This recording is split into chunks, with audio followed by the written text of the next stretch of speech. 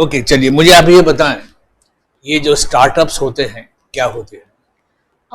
Startups, if we go by the definition as per Government of India, these are the firms which have come up in the past 10 years.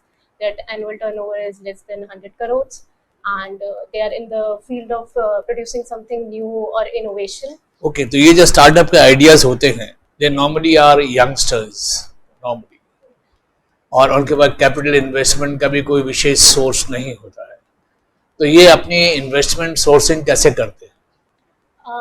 So there are multiple ways.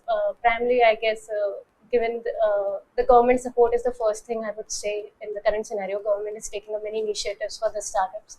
So they look towards the government. Where, like in Rajasthan, if you register on the iStart portal, you get some investment from the government, as well as it shows up on you on the scenario where the private companies, which you go for, like angel investor is what you call. They invest in your firm.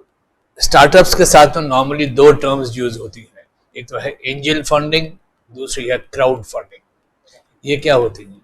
So angel fundings are basically the some high net worth individuals mostly, and sometimes institution who come forward to invest for your startup. Like if you take some famous names like Anand Mahindra and people like that, they come forward and invest in many startups to promote the youngsters.